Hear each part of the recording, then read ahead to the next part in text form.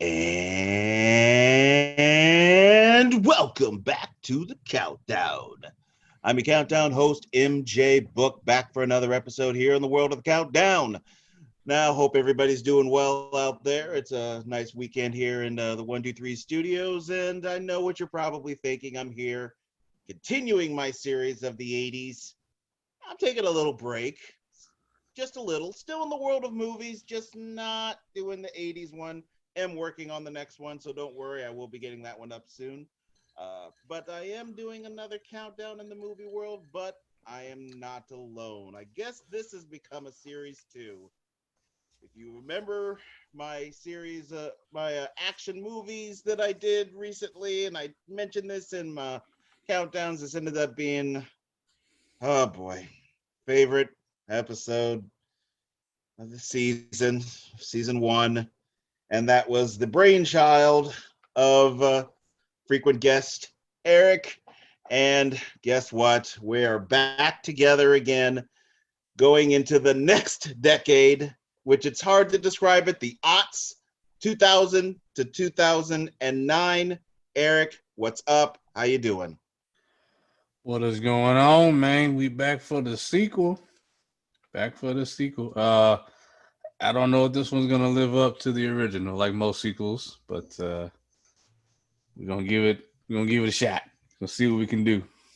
Oh, feel free to not try to equal that. Feel free. You don't have to equal that. Sometimes just let that be. Let the original be the original. Don't try to overtop it because I might not live through it. So you don't have to go that far, bro. Nah, I don't think I can.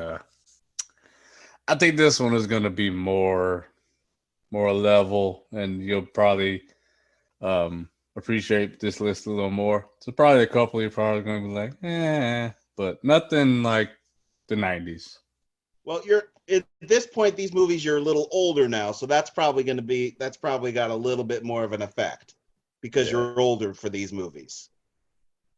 I'm just guessing. I mean, maybe I'm wrong.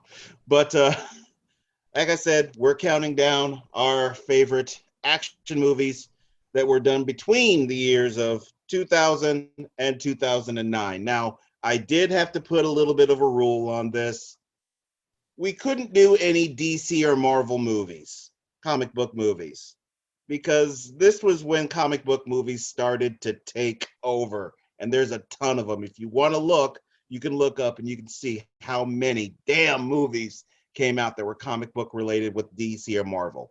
Any other comic book type movie is fine, just not the DC and Marvel. But did that make this list a little more rough that I eliminated those? Yeah.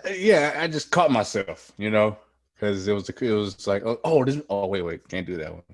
And I'm getting to this. Oh wait, oh nope, can't do that one either. Okay, but I'm glad you did it because if we didn't, like 8, 9 of these movies would have been comic book movies, so it didn't make sense. So Plus, it's going to good have its call. own list.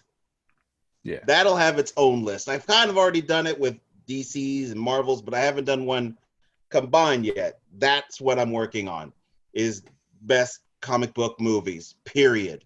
Whether it's Marvel, DC, whatever. Not a split, just all of them. So that'll be fun. That's why I know comic book movies are going to be on here from DC or Marvel. There could be one or two, just not DC or Marvel.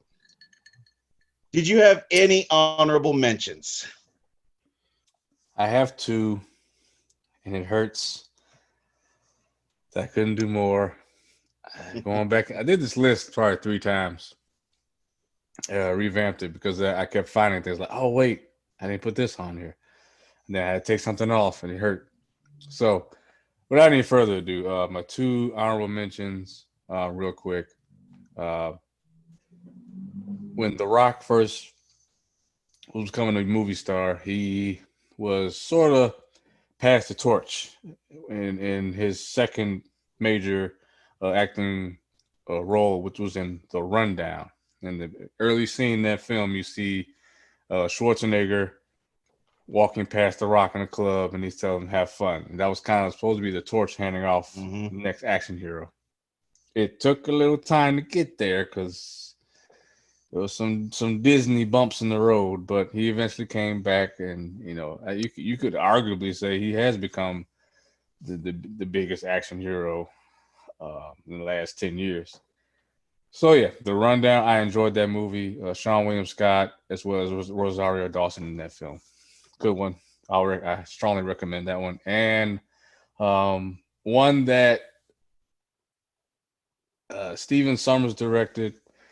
He's known for directing The Mummy, so I enjoyed this movie too. Starring Hugh Jackman, Van Helsing. I know a lot of people maybe have mixed feelings about that movie, and again, was 2000. That was 2004, so the CGI doesn't hold up the best.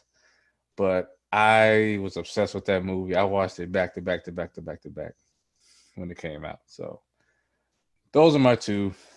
Um, love those movies, and it was good to see Hugh Jackman outside of a Wolverine suit. Actually doing something else. And Kate Beckinsale is god drop dead gorgeous in that movie. Yes, she is. Yes, she is. No doubts on that one. I have a couple of honorable mentions. One you mentioned, the rundown. I would have loved to put this in the 10, but I couldn't do it. Just could not do it. Yep. And this speaks to Dwayne The Rock Johnson because I also have the Scorpion King. I love that I love the Scorpion King, and it's in the Mummy movies. It's to me the third best one. Obviously, didn't beat the original, doesn't beat Mummy Returns, but it sure as hell beats that stupid third one with Jet Li. Yeah, that was terrible. Yeah, that was horrific. Behind Enemy Lines, which a lot of people may not be familiar with, stars Gene Hackman and Owen Wilson. Owen plays this pilot who his plane goes down and he's behind enemy lines and he's trying to get to where he can get rendezvoused. They've made so many of these movie sequels, including WWE made one. I can't remember if this was one that had Miz in it or if it had, I can't remember if it was Miz or somebody else, but they made one of these too. And I saw it, unfortunately, and it is horrific. It is horrific. Mission Impossible 2. That's with Andy Newton. Dandy Newton. Dandy Newton. Is that one? Yeah. Okay. With Mission Impossible, I love the Mission Impossible series. Now, my favorite of Mission Impossible is the original because to me that holds the most to the TV show. But the action got a little bit too much at times, and this got too lovey-lovey, and that's what drove me nuts. And that's why it's down here, or else it'd have been way up. What did you think of the most recent one with Henry Cavill? It's not bad. I mean, all of them are good. They're all good. I thought it was outstanding. Like, I was into that movie. And Tom Cruise is a nut. Okay. Oh yeah, I have the box set of the Mission Impossible movies on Blu-ray, so I own all of them. So they're all good. It's just, for me, my favorite just happens to be the first one because it wasn't all action. It had that espionage, that spy element that I love from the TV show. But right. What could I say? I'm a weirdo. And couldn't do this without having Sir Sean Connery, League of Extraordinary Gentlemen. Gotta have that. Gotta mention the League of Extraordinary Gentlemen. It is a stupid movie. I completely acknowledge it. It's absolutely horrific, but I don't care. I love that movie. It's just damn good. And it is based off a comic, but it is a lesser known one. So that's why that can still be mentioned here. League of Extraordinary Gentlemen. Rest in peace again, Sir Sean Connery. And that's my honorable mentions. Nice. All righty. Let's start the countdown. This is a 10-spot countdown. Again, it is our 10 favorite action movies between the years of 2000 and 2009. And as always, I always let the guests go first. Go ahead, Eric. What you got? Number 10. All right. Well, I'll be curious to see how you think of this film because I know. Oh boy, this is where everything went off the rails last time. So. I'm a little nervous. Maybe I should get my shot. Um, this movie is one of many in a series, and I was hesitant going in because they went a different direction. Um, but I ended up really, really enjoying the way they went. I like the post-apocalyptic feel of it and actually seeing the other side. And it's the fourth in the series. I'm talking about Terminator Salvation, starring Christian Bale, Sam Worthington. Rest in peace to Anton Yelchin. And I love me some Moon Bloodgood. If y'all know who Moon Bloodgood is, look her up. Now, I know most people don't like this movie, but I always wanted to see the other side of the apocalypse. Like we always getting John Connor and Kyle Reese.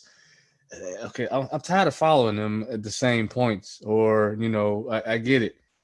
I want to see what it's like on the other side, and I really liked Christian Bale in this movie um, as John Connor. I thought he made a really good John Connor, and I liked.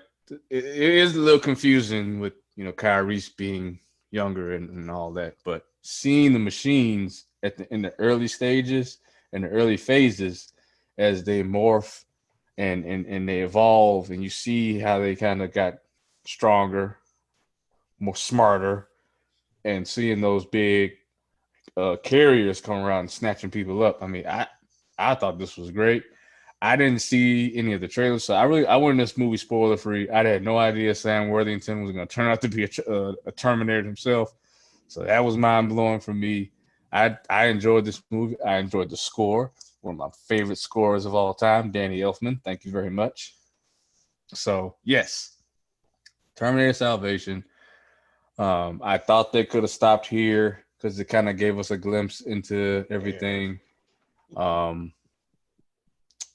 As after this, it really, really goes to shit in this series. I don't think, as much as people might not like this one, I can't say anybody likes any of the other ones that follow. I didn't even watch the most recent one because I refuse. It just looks like the biggest pile of shit. So, yes, Okay. Terminator Salvation, number 10. Yep, this is already starting off bad. It's not. Yes, it is. That's the movie that made me stop watching Terminator movies. I was done right there. I hated Terminator 3, and then I watched that, and I was like, okay, that's enough. I see where this is going. This is going to hell, so I stopped. Christina Loken as their man, yeah. And I hated the TV show too. So at this point, Terminator, I was just done with it. Rob loves that TV show though. He and I always fight about that show. He likes that show. I thought it was crap. All right. Oh Jesus. Number 10 for me. This movie stars an actor who was on the comeback in his career. He had a few issues back in the day, but he came out the other side and has since become one of Hollywood's biggest stars. And some people may not think of this movie when they think of him, but it's one of the ones I always think of. This was directed by Guy Ritchie. This movie stars Robert Downey Jr., Jude Law, Rachel McAdams, Mark Strong, Sherlock Holmes. I love the Sherlock Holmes stories. I always have. I love the BBC's one with Benedict Cumberbatch. I love Sherlock.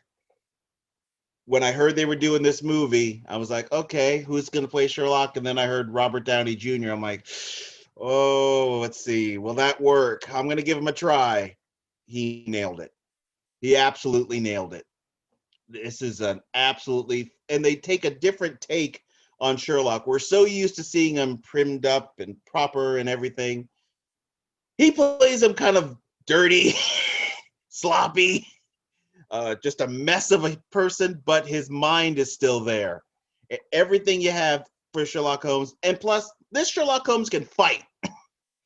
I mean, that first opening scene of I was him gonna say the in movie the opens up with a fight, doesn't it? oh yeah, I mean when he's in that fight pit and he's doing that Sherlock kind of inner mind bubble thing that he does throughout the movies. It's like, and plus he got himself in pretty good shape for this movie too.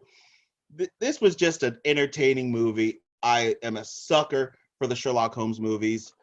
It's hard for me to pick which Sherlock is better, whether it's Robert or Benedict, because I love them both for different reasons.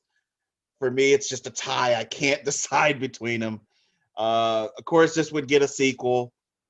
Sequel wasn't as good as the original, unfortunately, but still an enjoyable movie. I own both these. They keep talking about doing a Sherlock 3. If they do, I would be there in a heartbeat. This was very entertaining. Jude Law and Robert Downey, perfect together as Holmes and Watson. And like I said, this was the revitalizing of Robert Downey Jr. I mean, it went from Iron Man to all the Marvel stuff, but he also did the side projects as well. And this was one of the successful ones, not one of his more recent ones, Dr. Dolittle. So, yeah, that was bad. I felt bad for him. I'm like, oh, you might need to jump back into Marvel, bro. You might need to have them do some things because that was horrific. But number 10, Sherlock Holmes. We turned that shit off. I was watching. It was me, my wife, and the kids. Turned it off.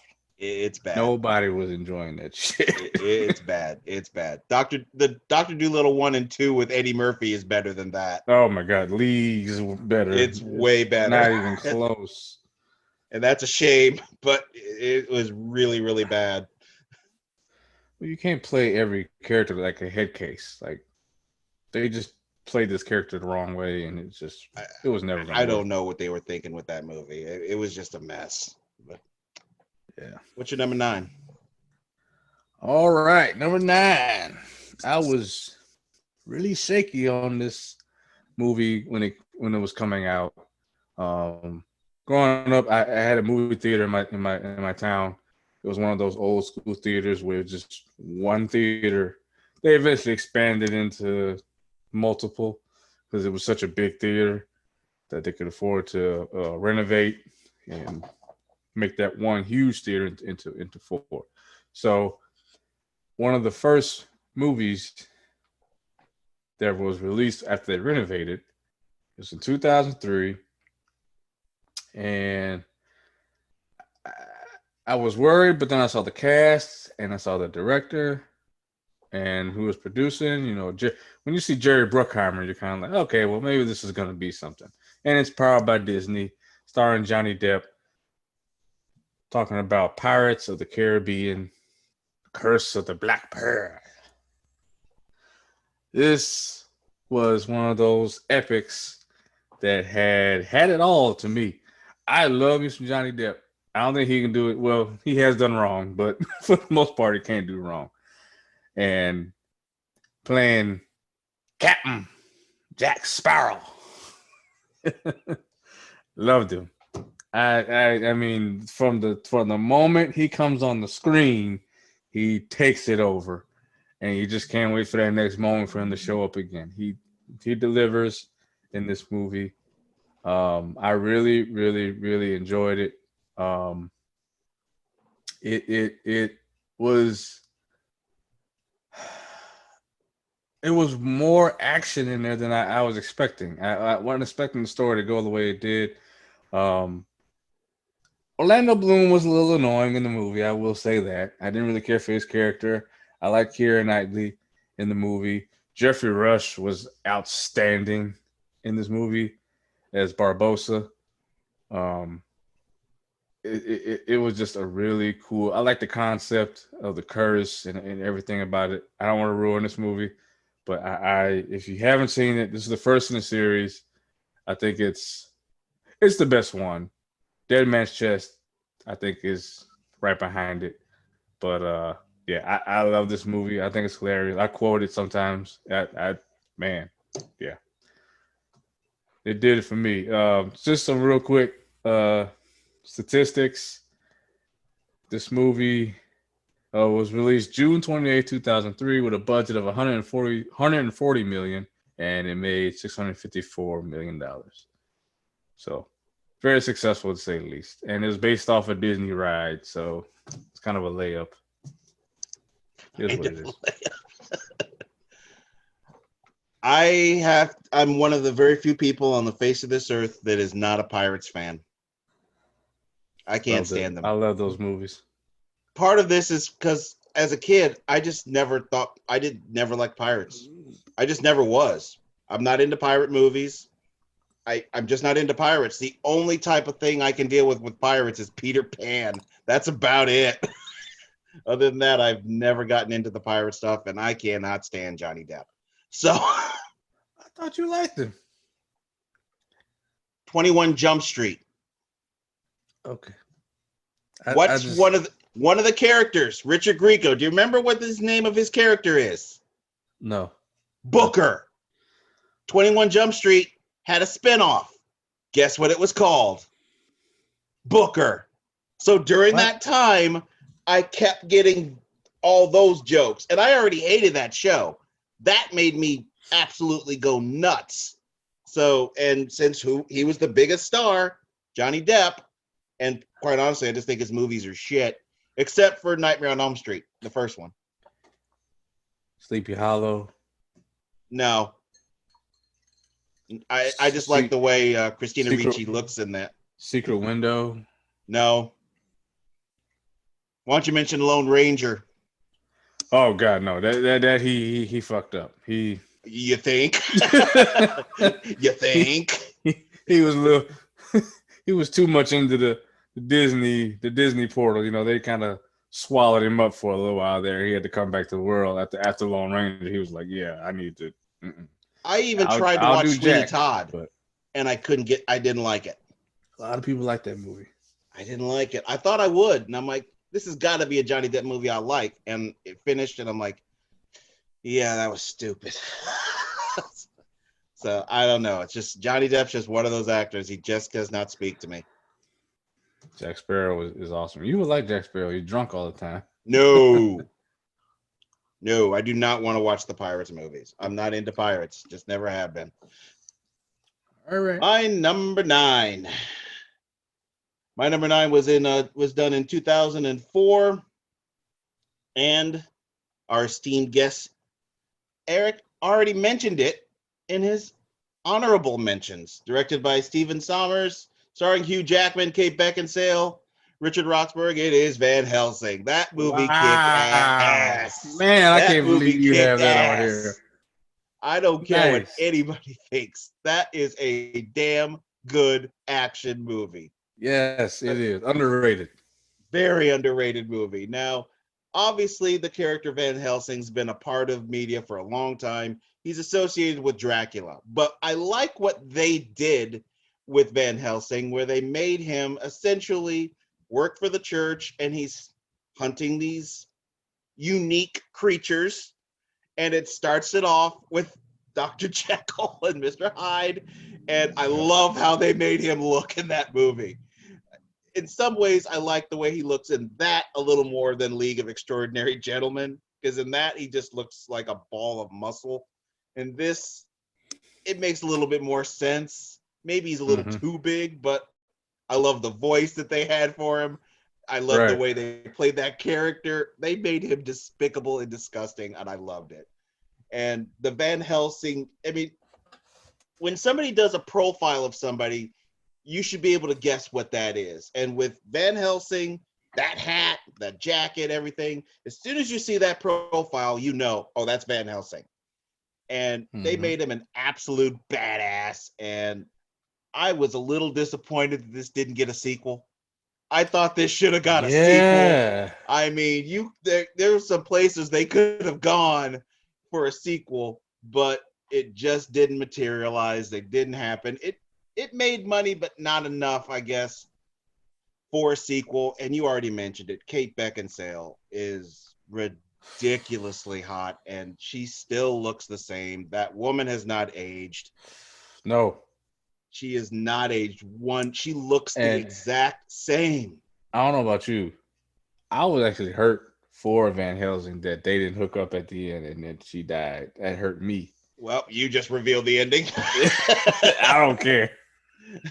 I've been waiting to express that to somebody for years. Yeah, That hurt, that man. caught me off guard. I was That like, caught me off no, guard. he I finally don't think found they should have done somebody. it. Yeah. They could have brought her back for a sequel. They could have just said, okay, yeah, we shouldn't have done that. This is Hollywood. You bring everybody back.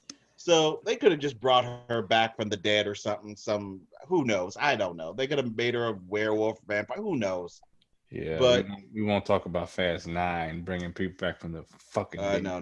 I'm not going to talk about that.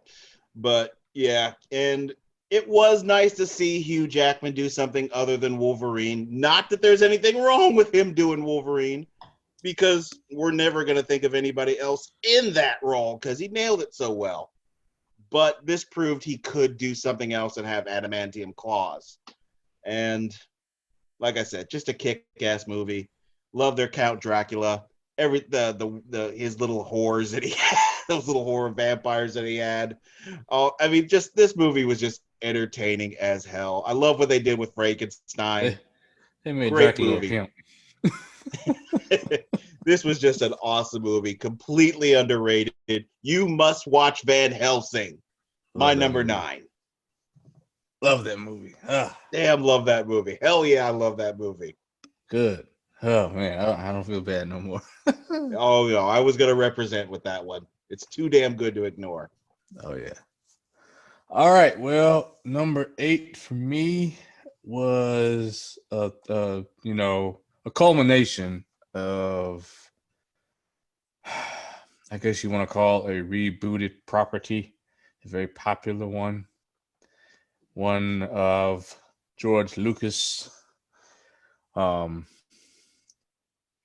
And we'd all been waiting. He did this whole series just for one character. And it took 3 movies to get this damn thing. But we finally got it. So 2005, I was actually working at a movie theater. I graduated high school. The following day after I graduated high school, I started working at Lowe's Cinema. And this movie was just released probably a few weeks before. Star Wars Episode 3, Revenge of the Sith. Of the prequels, this is the best one. It's the one that they got right. That's not to say that it's flawless. It's just the one they got right. It starts off right away with a battle scene that is off the freaking chain. I mean, the CGI with this is awesome. And it's best opening to Star Wars. Out of all the Star Wars movies, this is the best opening, period.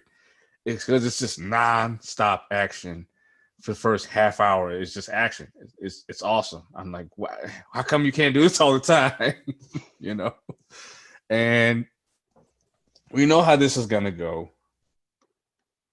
The only problem I have with this movie is Anakin's motive for turning to the dark side. I just felt like that was a little weak. I thought that not the motive, the means of how it happened and how Palpatine was so easily able to manipulate him and he didn't question him at all. I didn't like that, but and it was a little quick how he flipped from being a Jedi to killing kids, and I was like, that's a little fast. But we had to get there, right? We went 3 movies. So we just need to get to the thing everybody wants to see, and that's him becoming Vader. That last lightsaber scene with him and Obi-Wan, it's right underneath, for me, it's right underneath the Darth Maul lightsaber battle. It's right there. These two went at it. And obviously we know how it ends with, Anakin becoming Darth Vader and that iconic scene. Well, we could call it iconic. A lot of people made memes about this scene when he stands up as Vader and he does the It's one of my ringtones. I actually didn't have a problem with it Neither did I. because I mean, what else would you say? I just lost my limbs, my skin. I'm a robot now. My wife's dead. She just had my kids, and I'm probably never gonna see. Well, kid, he didn't know about the other one. Oh yeah, but that's fucked up. That's fucked up. That's a Yeah, I mean, lot to process. And and he he looking down, kid, looking up. and what the emperor said, in your anger, you killed her. So he thinks he did it. Yeah, and there's a lot of speculation and rumors, like, and the books don't help because this book will say this happened, this book will say that happened. That they'll expand on why Vader killed her, or they'll say, oh no, it was actually Palpatine that transferred her life energy into him, and that's why he actually survived and she died. There's a lot of There's a lot. Yeah, I know. yeah. At the end of the day, we knew we had to see it. I wanted a little more Vader. Not like I didn't want to see him fight or anything like that because I knew we weren't going to get that. I just would have liked a little more Vader. Um, so shout out to Rogue One for giving us some action-packed Vader. But yep, Episode 3. I thought this was start to finish the best one of the prequels. It gave, for the majority, it gave us what we wanted, and it gave us Vader finally. Yeah, it's definitely the best of that second trilogy. No doubts there. It, it it's amazing that Star Wars has not been able to keep my attention since that movie. But yeah, that movie was really good. Definitely, if it's not the best lightsaber duel in Star Wars history, it's second Yeah, to I Darth still Maul. give I still give If it's Darth Maul not the number nod. one, it's two. It's one of those. Yeah, Ray Park's a beast, so it's a little It, hard to top him. it was yeah, it's a little hard to top him. So that was definitely a good movie. I actually considered it a few times. It was on an initial list, but it didn't make it. Didn't survive to make it to honorable mentions. But for me, I don't know why. I just don't look at Star Wars as action for some weird reason. I just don't tie it. I just kind of put I mean, it it in is its own. sci-fi. It's sci-fi. I just put it in as a Star Wars movie. I don't know where to put it. Science Yeah, fiction, yeah. It's got action. It's just a weird kind of movie. So in the end, I just like, you know what? I can't put this in action. It's a great movie, but I couldn't put it. But I'm glad you mentioned it. cool. All right, my number eight. My number eight is starring one of Hollywood's greatest actors, who he's kind of become synonymous with some action movies here and there.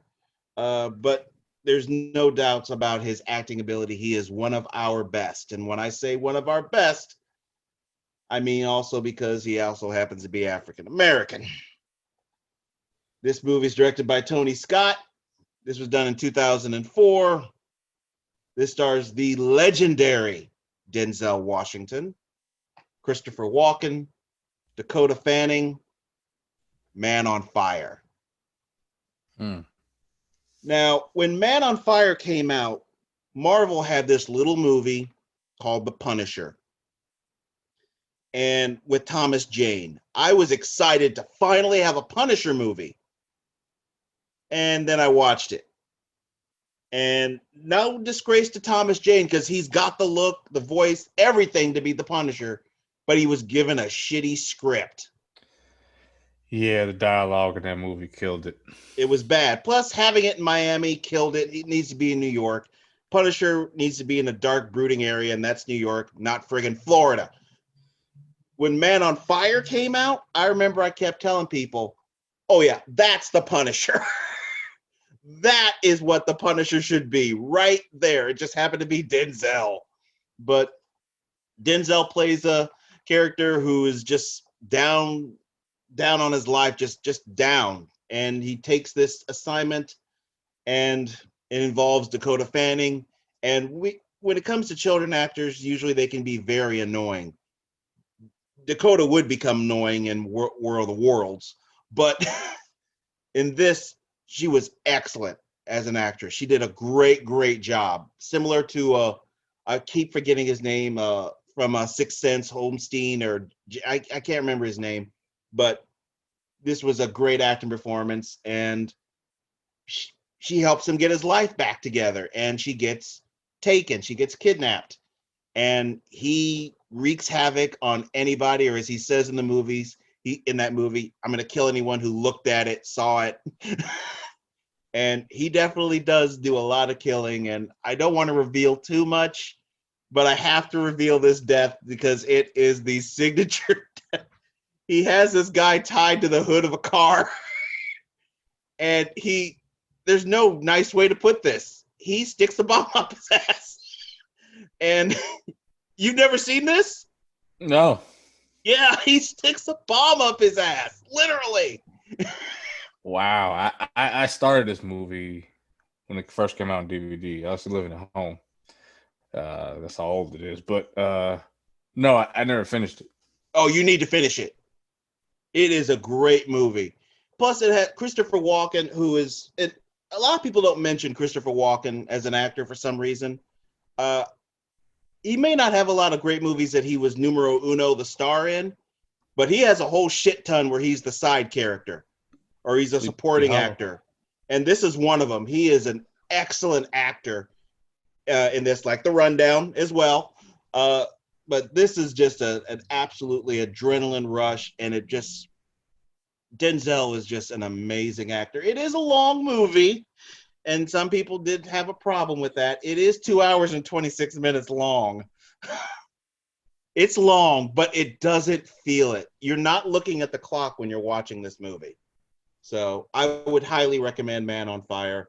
It was definitely the true Punisher until we had the Netflix TV show. But Man on Fire, my number 8.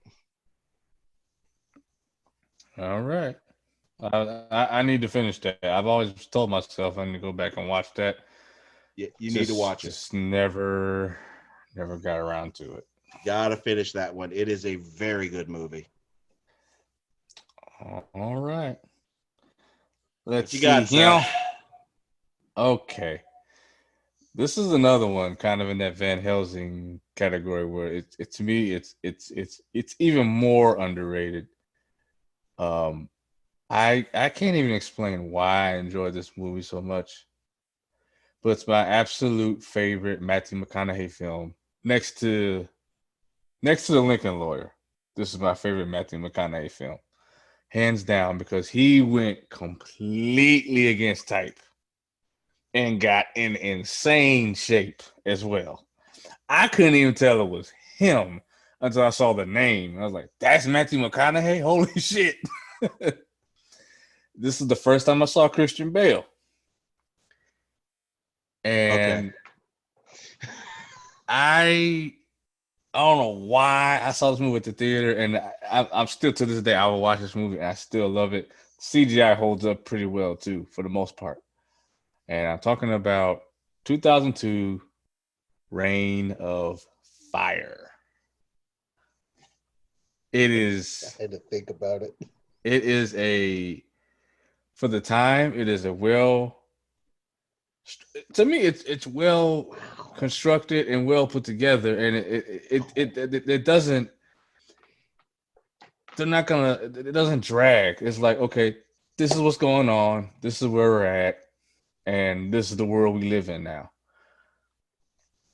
And you got two alpha males going at it. There's the human drama element, and there's the big ass dragons trying to kill them. And I like the fact that they explained it's an easy move to follow. They explained that there's only one male, and that's why they keep spawning. You kill the male, the rest of them will die off, supposedly. And I just like the dynamic between Van Zant and Quinn. Quinn is played by Christian Bale. Van Zant is played by Matthew McConaughey, who completely went against type. If I showed you a picture of Matthew McConaughey in this movie, you would not know it was him. Shave his head. Dude is ripped up in this movie too. Tatted up. I mean, unrecognizable with a beard. I don't know why, but I just felt like this movie was well paced. It wasn't over the top. They did go with a serious take on it, but it if you watch it, it made sense. I mean, the shit that happened and people died. It wasn't like these movies nowadays, like where people are superhuman and can escape fire. No, if there's a dragon coming and it's down your neck, you're dead. It's it. So I appreciate the realism. It's not, you know, super duper long. Either it's under 2 hours. Um, People can say what they want to say. Gerard Butler's in this as well. You know, it's a pretty damn good cast. So I appreciate this movie a lot. Rain of Fire. I strongly recommend it. Is it gonna knock your socks off? Maybe not. But I think it is a popcorn, turn your brain off type of movie. That's not like not when I say turn your brain off, I mean just sit back and enjoy it. You're not going to be questioning, well, what? No, they explain everything and everything. If this was to happen, you could see that. Okay, that makes sense. So Yeah. When it comes to Matthew McConaughey, I'm not big on him at all, but he is in one of my favorite all-time movies, and that's in Interstellar.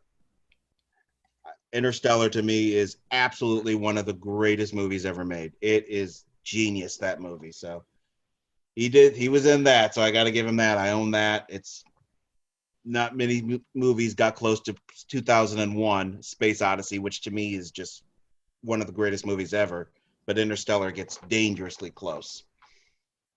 All right, my number 7. I mentioned earlier that there was going to be no DC and Marvel comic book movies. mm-hmm. And I pretty much was able to avoid comic book movies in my countdown. But there was one movie that I don't care. It's comic book. But for me at the time, I didn't even know this was a comic book character. I just didn't. So at the time, I thought it was just an action movie. And I love this movie. It was done in 2004. It has had a sequel.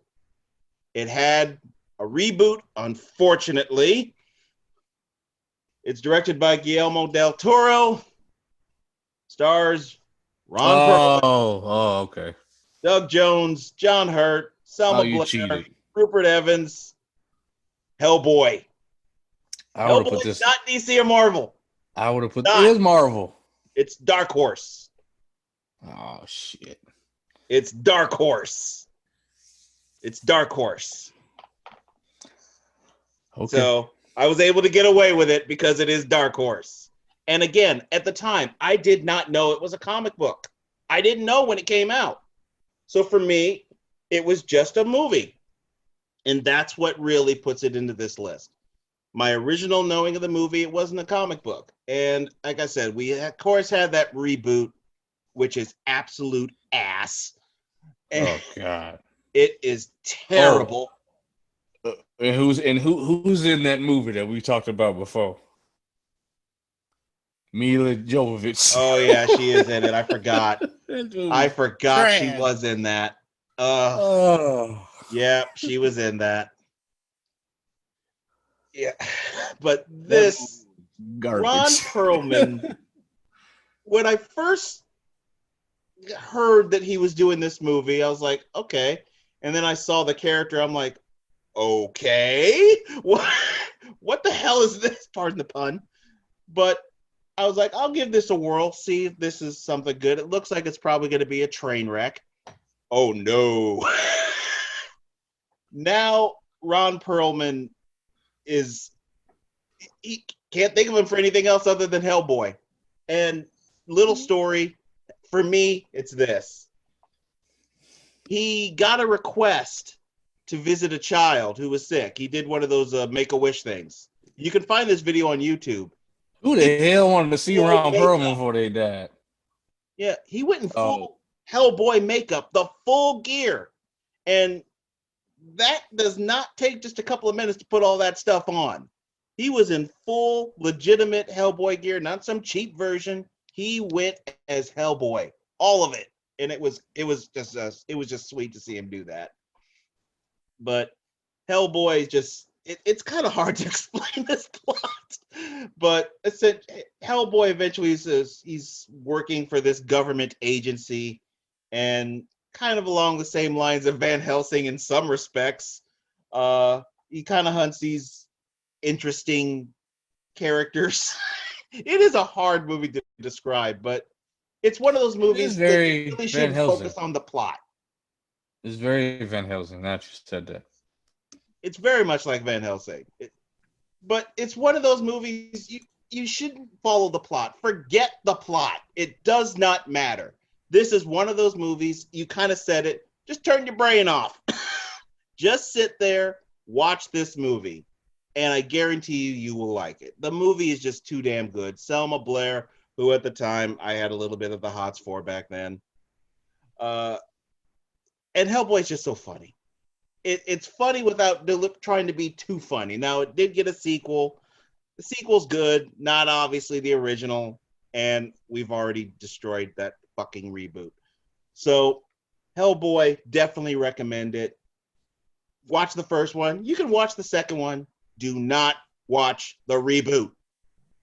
And that's my number 7, Hellboy from Dark Horse Comics.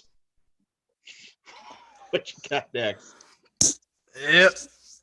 I was gonna put Hellboy on here, but I said no, it's a comic book, so Dark Horse. that's all right.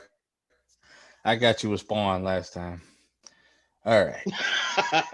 Yeah, you did. This next one, number 6, I believe we're on. Mm-hmm. It's appropriate that this movie is number 6. Because that number is in the title. Starring, I'm just going to get right to it, starring Nicolas Cage and Angelina Jolie. And this was Fast and Furious before Fast and Furious knew what to do with itself. Gone in 60 seconds. Oh my God, I love this movie. It is, not only is it action packed, and I love cars. I work at a dealership, so that's, love cars. Love this idea, love this concept. And this movie is loaded with jokes that actually land, unlike Fast and Furious, with jokes don't. This is probably Nick Cage's final, claim to fame before the shit started. When did National Treasure come out? He's known for that. I never saw that shit. That was That's to actually me good. He's known for National Treasure. That felt like they were reaching for the Mummy. Yeah, I just couldn't do it. It's different than the Mummy. It was like they wanted to be Mummy and Indiana Jones. That's different than the Mummy. No, I get that. I'm saying it's the same kind of concept. I get you. But I thought he was great in this movie. Angelina Jolie, say what you want about her character, but what the people that really stole this movie for me, and I, I'll pull this up real quick. So Delroy Lindu, who I don't know what the hell happened to that guy, because he just like fell off the face of the earth. He used to be in everything. Shy McBride, Vinnie Jones, who was the Sphinx, only had like a few lines at the very end of the movie. But I mean, the jokes in this film, I mean, they just kept coming and coming and coming. Also starred, I can't say this guy's last name, Giovanni Ribisi. I think that's how you say it. And I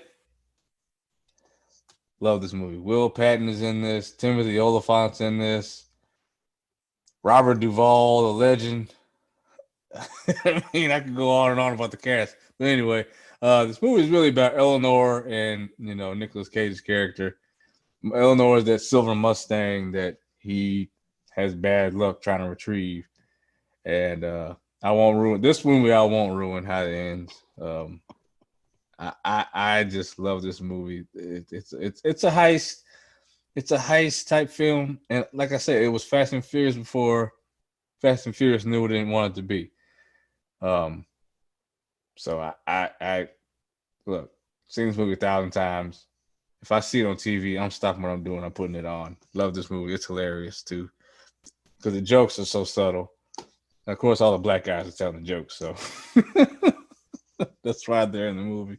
But highly, highly, highly, highly recommend you check out Gone in 60 Seconds. It was Nick Cage's, to me, his final, great movie. Yeah, not into Gone in 60 Seconds. I wasn't into it. I'm not a car guy, so I'm not into any of those types of movies for the most part. But a lot of people like that movie, and I can't stand Angelina Jolie. So, She's but I'm glad forgettable you in that like movie. it. But that doesn't upset me. I figured, that movie might get mentioned, maybe as an honorable mention by you or something like that. Because I know you like cars, so I figured that might get thrown out there. All right. My number 6.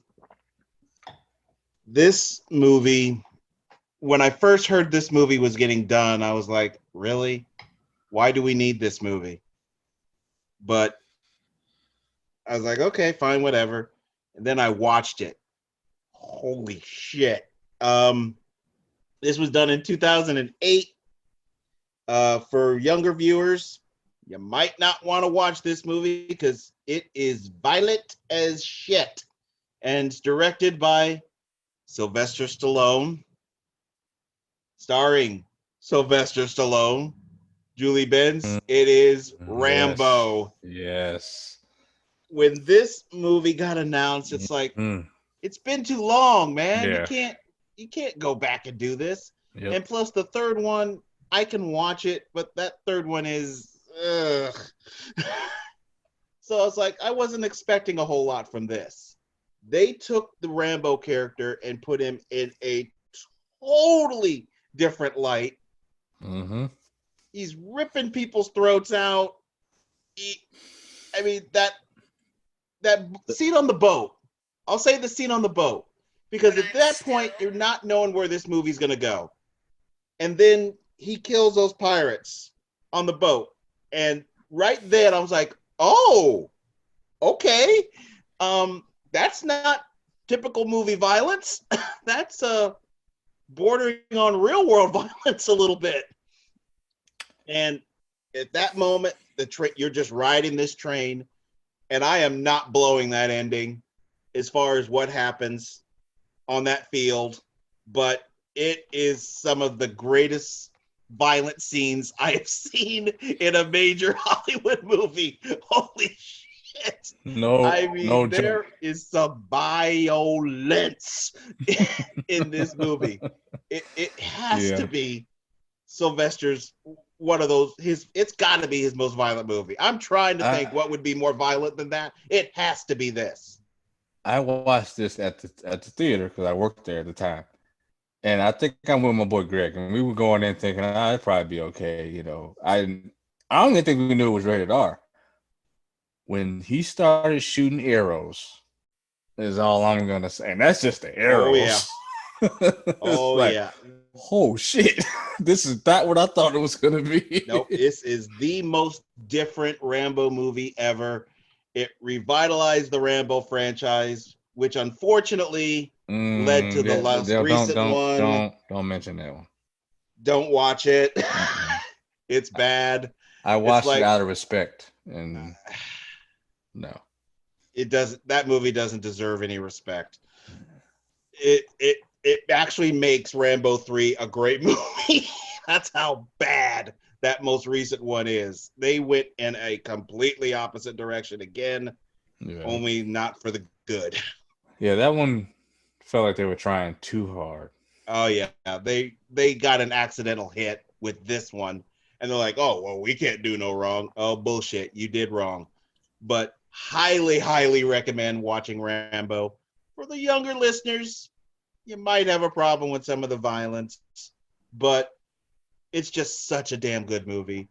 And he was actually believable. I actually believed in him as Rambo finally in this. I hadn't believed in him since First Blood, the first one. So highly recommend it. It is my number 6, Rambo. We are now getting into the top 5, the best of the best, the creme de la creme. What you got for me? Okay. All right. So I'm trying to think of the best way to bring this in. Um, we just recently had a film with one of these characters, and I don't know what you thought of it, but this creature went up against another creature. Oh no. Oh no. And he had a solo film completely different from this universe back in 2005, directed by Peter Jackson, starring Jack Black, Naomi Watts, Adrian Brody, and directed by Peter Jackson. Also starring Andy Serkis, who did the mocap work. Talking about King Kong from 2005. I thought this was probably one of the most action-packed movies in that decade, period. It is way too damn long. The first hour you can cut in half. We don't need all that exposition, all that stuff with Jack Black, who I thought was severely miscast in that role. But once they got to the island and to the end of the movie is just straight up action. Loved it. Loved the Kong with Naomi Watts, that relationship, that dynamic, and then the guys on the boat trying to find them and hunt them down when they fall into the area with the, oh my god! If you don't like bugs, fast forward through that part. There's a lot of giant bugs in this movie. There's also dinosaurs, and it's King Kong.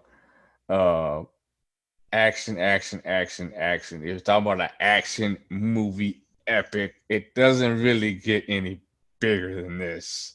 Outside of one movie that I left off my countdown because I just couldn't fit it on here. Um, but to me, and I know people were mixed about this too, but mainly because of the length in that first hour is I ain't gonna lie, that first hour is a little hard to get through. But once you make it to the island. It's worth it. Um, and Andy Serkis doing the mocap. That's all his expressions. That's him. He's brilliant, and I thought this was a great film to me. It was a great way to bring back King Kong. My only problem with the movie is just the length. Like, come on, we don't need 3 hours of this shit. We really don't. Cut to 2, and we good. I still loved it. Still recommend it. I own it on Blu-ray. Love that movie. I really do. I can sit and watch that one. So there it is. Number 5, King Kong. Me and a girlfriend that I was dating at the time went to watch that movie. And it is one of the most god-awful movies I've ever seen. I Come fucking on, man. hate that movie. It is so damn long. It's long. It is so long. I'm sitting here I'm like looking at my phone. I'm like, God damn, this movie is still going. How long have we been in here? It feels like we've been in here for 5 hours. And Jack Black, I'm sorry. He made that. He totally is so annoying. Yeah. Not the right choice. And 3 hours of him, 4 hours of him, however long that thing was, maybe I had a bad crowd, but everybody when that movie was over was like, what the fuck was that? And they were all saying that was too goddamn long. Everybody was cussing this movie out. I'm like, damn, I haven't seen that much hate for a movie with a crowd in a while. But people were ripping on it. There were some people who did like it, but I just kept hearing everybody ripping it. So I do remember seeing that movie, and honestly, this is the reason I have not watched Kong Island. This is the reason I have not watched Kong vs. Godzilla. I just do not care. So, and I respect that, and I understand. I mean, Peter Jackson had people worried to watch Kong Skull Island. I honestly think Kong Skull Island is a way easier watch. And if you so take the 2005 King Kong and cut out all the plot about Jack Black shooting a movie and all that shit, and it's just give me the action. That's Kong Skull Island. It is strictly just action. It's separate from this one. This is a different universe. It is totally different. Samuel Jackson's in it. A lot of the cast from Straight Outta Compton's in there. So it is night and day. It's not even close. It doesn't even try to be the Peter Jackson film. I love them both. I own them both. So that just tells you, and they're different types of movies. If I want to watch King Kong, but I want the short one with Sam Jackson doing his Sam Jackson thing, I'm gonna watch that one. If I want to watch the epic, I watch the long one. I own them both on Blu-ray. Love them. Yeah, I can't get behind King Kong. I really hated that movie. It was one of the worst movies that year. It really was. It was bad for me. It was just so long. It was long. So long. Can't even debate that. And Jack Black, he didn't help. He hurt it. He made it worse. He made it longer. Yeah. I totally get it with that. But to me, they it still hit home. It did well on Rotten Tomatoes. Very, very expensive movie. Oh yeah. So, yep, that's my number 5. All right, my number 5. Part of a franchise that we've kind of mentioned already. This was in 2001. Oh yeah, you knew this was coming up. Come on. You knew this was coming up. Directed by Stephen Sommers. Come on. We all knew this was going to come up. Brendan Fraser, Rachel Weisz. Can't wait to watch that Black Widow. The Mummy Returns. This franchise started off so accidental. This should never have been a hit. It's a stupid little mummy movie. It came out, though, at the right time, had the right people, and became an absolute box office smash. Begging for a sequel, which makes you nervous because you know how these things are. Sometimes sequels don't quite live up to the original. You can argue in some respects this may even be better than the original in some respects. Which is, again, and forth. I don't know how they managed to do this so right for the first 2, and I'm going to say 3, and I'm going to include the Scorpion King, and then fuck it up with that third one with Jet Li. But Mummy Returns, few years have passed from the events of the first Mummy movie, and Rachel Weisz and Brendan Fraser's character, of course, now they're together and they have a kid, and that kid is the perfect antithesis of those two. They found the right kid. If they were going to have a kid, that's exactly how that kid would act. And I just love how he was annoying everybody. And I always had a soft spot for Arnold Vosloo. I've mentioned this before. I saw him in Darkman 2 and 3. In this movie, this is revealing a little bit. You really feel sorry for him in this movie. This movie actually made you feel bad for the villain, and it's at the end. It's revealing something, but I don't care. I'm going to say it somewhat. Brendan Fraser, Mummy are just hanging over this precipice or about to fall. Brendan's telling Rachel, hey, stay back, don't do it. She runs out, there's rocks falling, and you see the mummy. He's like asking for a Noxuna to come save him, and she runs off. Felt bad for. I almost teared up for him. I'm like, oh, that's some bullshit. You bitch. You absolute bitch. He had brought you back from the dead twice. Twice.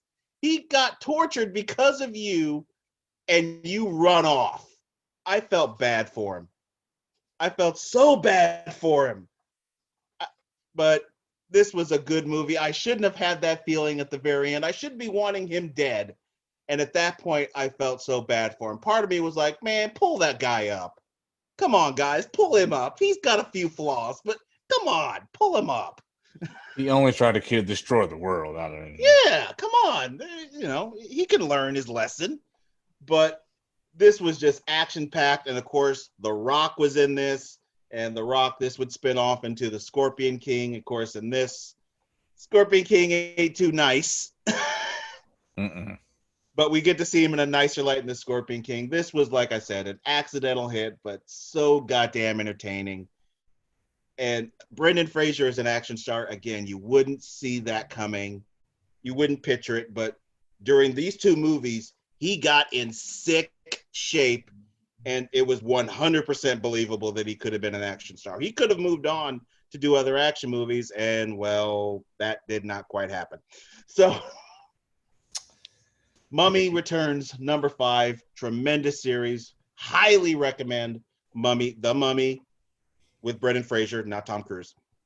The Mummy Returns and The Scorpion King. Do not watch the third Mummy movie with Jet Li. I have the box set, so I do own it, but I never watched that piece of shit. It is god awful, and it doesn't have Rachel Weisz in it, which makes it even worse. That's what I was gonna say. That's exactly what I was gonna say.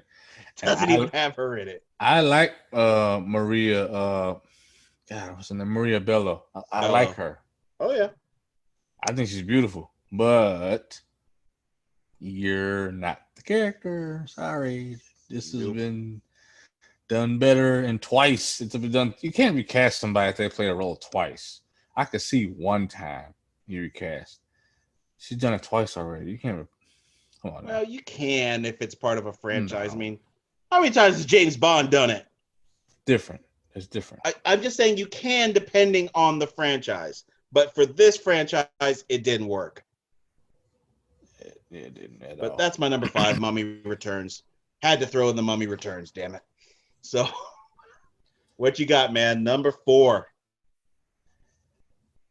This was one of the most anticipated movies in my lifetime.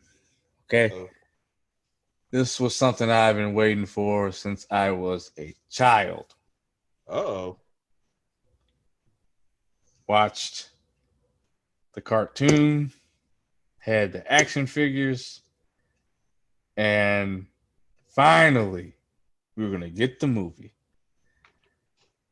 And I was working at the theater at the time. This is another one, you know. And I went to the theater too. I get it. So you probably saw the big standee that had, you know, I'm going to give it away right now. We had Megatron on this side. Oh, God. And Optimus Prime on this side. Transformers, 2007, man. I watched this movie twice in the same day.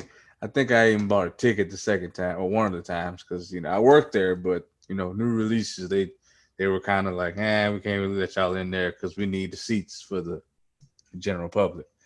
I was like, I don't care. I'll buy a ticket for this. I watched this movie at the first showing, and again, we came back later and saw it again.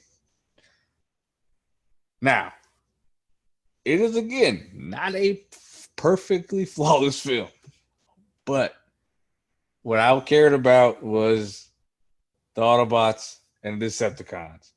That's it. Shia LaBeouf, say what you want about his character, you know, him and Megan Fox.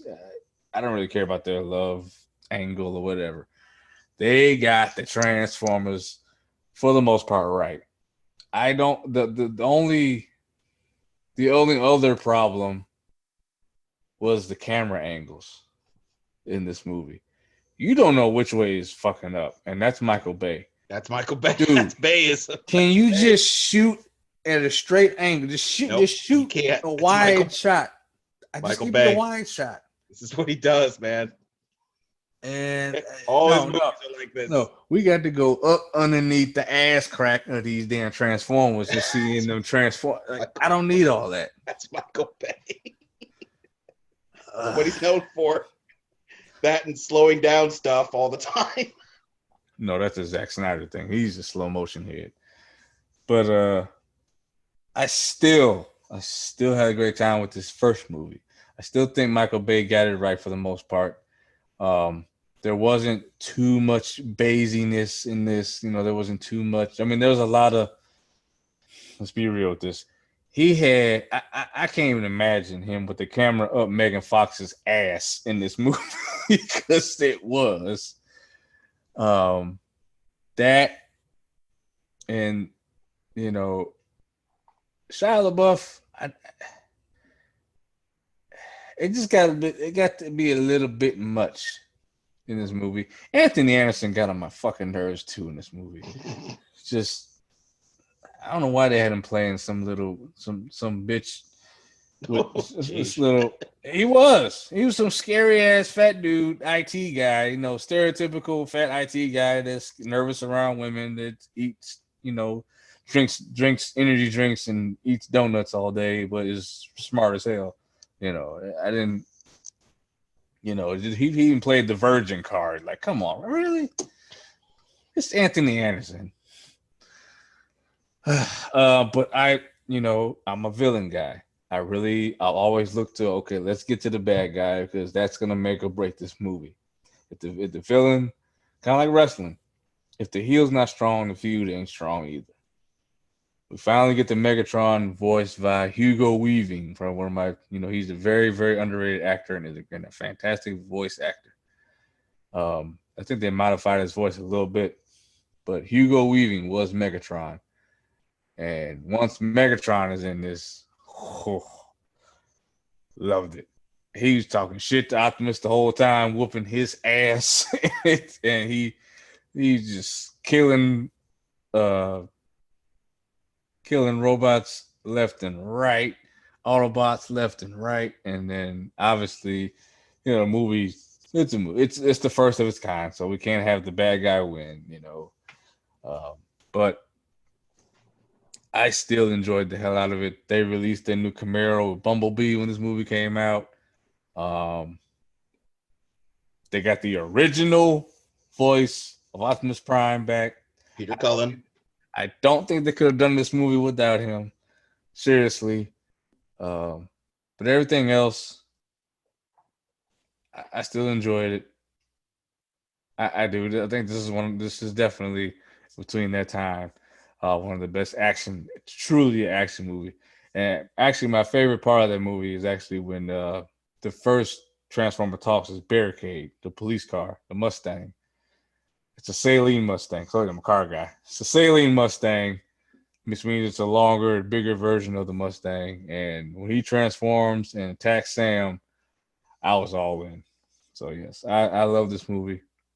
Thought it was great. Still think it's great. Unfortunately, the sequel, while still action-packed, had a lot of flaws.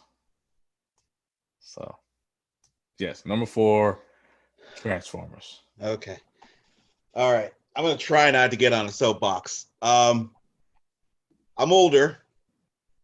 So, obviously, for me, Transformers, that's my childhood. I was Generation 1, Transformers.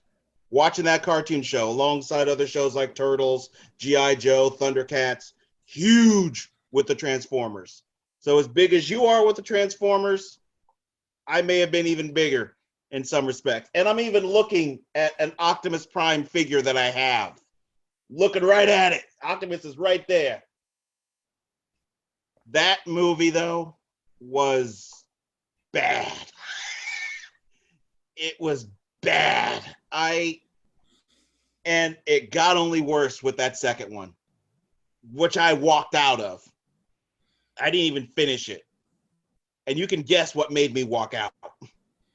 Those two There's a big list. eared Yeah. robots. Them two Yeah, nigga bots. the nigga robots. That's what made me leave. As soon as I saw them nigga robots, I was like, that's it. I gotta go. That's it. I'm done. I cannot stay here and watch these two. I mean, come on. Seriously, you really just did this? Big lips, big ears, talking funny. Are you out of your mind? Good luck Oh shit. Good luck doing that kind of thing today. They would not get away with it. They would not get away with it. Somebody would ream them for that. Oh shit. I mean, that was despicable. I mean, come on. I expect them to have baggy clothes on and shit. I mean, it's like, come on. Where's your chain? I mean, what the hell? One of them had a gold tooth. It's like, it was ridiculous. Oh man.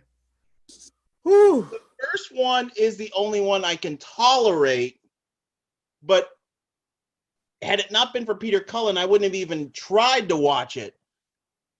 I do own that one, but I can't watch it.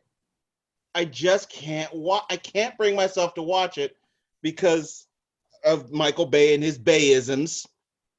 I can't stand Shia LaDouche, as I like to call him. He just absolutely annoys the piss out of me in this movie. I love looking at Megan Fox. I mean, that's nice. I can look at her. But yeah,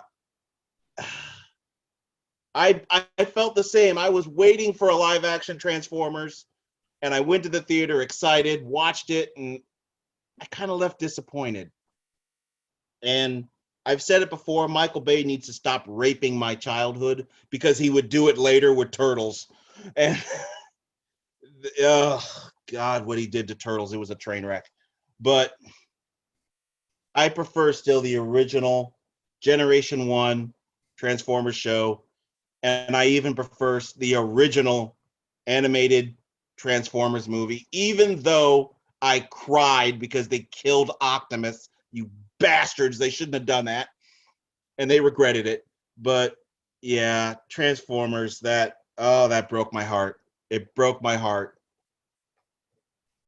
But I can tolerate you having it. I understand. I accept it. It's cool. In some ways, I'm glad it's mentioned, but it broke my heart. It crushed me. I wish it was better. Whew. But I'm glad Peter Cullen was there. And I did like Hugo Weaving as Megatron. That was a nice choice. I didn't know how that would work, but I did like it. He did a very good job as Megatron. He was very believable. All right. When I tell people it was Hugo Weaving, they don't believe me. And I'm like, oh, it's totally Hugo. I don't know why people would doubt it. Yeah. Number 4. This movie is so underrated. Rob and I love this movie. Some people probably have never even heard of this movie. And that's a shame because this is so damn good. This movie was in 2001, directed by Peter Hyams, starring Justin Chambers, Catherine Deneuve, Marina Silvera. It is The Musketeer. Now, for those not familiar with The Musketeer, I mean, it's following the Musketeers. We're all familiar with them, the swordplay and everything. But what makes this different is they take a Hong Kong type fighting style and they mix it with this swordplay, this Victorian swordplay that you're used to seeing in the Musketeers. So it is so different. It is one of the most different movies I've ever seen, and somehow it works. D'Artagnan is the main character in this, and he's the one we follow through this movie. It's his quest for revenge and his quest to become a musketeer. And it is, if you're expecting the original type of Alexander Dumas novels that we've seen with the Musketeers, you will be tremendously shocked. It's almost martial arts with what they do in this movie. It's so amazing, and they pull it off. This guy's not even an action star, Justin Chambers. He was in the freaking hospital show Grey's Anatomy. But he did this, and it actually works. It is an underrated action movie. I highly recommend this. If you like the swordplay and you want to see something a little off-centered, a little off-put, just something different, I strongly recommend The Musketeer. It is so different. It is so unique. And in an era of Hollywood when we just get nothing but a bunch of reboots, remakes, copy this, copy that, nothing original, everything's just a fucking copy.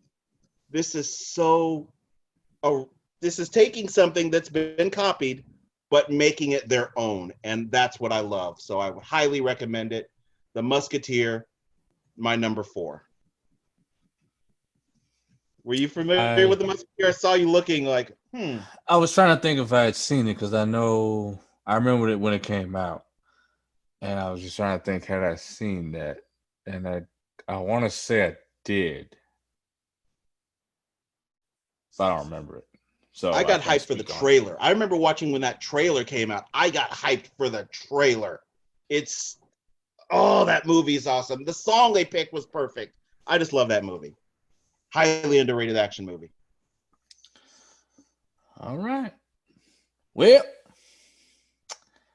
I'm surprised. I'm shocked that I've gotten here and you haven't mentioned this movie yet. Number 3 on the list. And it was hard to put in number 3, but I really had to think about it. And I was like, yeah, it's number 3. Because the other 2 are just so amazing to me. But this is still a good one. Obviously, it made it to number 3. And this is, we kind of just talked about it. The early 2000s was pretty good for sequels from 90s films. Okay. We talked about it last time. The original. Bring back the brothers. Bring back Michael Bay. Bad Boys 2. So glad they made this sequel. It had everything. The soundtrack was shake a tail feather if you want to. But this movie is just, and it gets a lot of hate for having too much action, which just doesn't compute to me. I've heard that. It's got a lot, but it's got a lot. It's too much.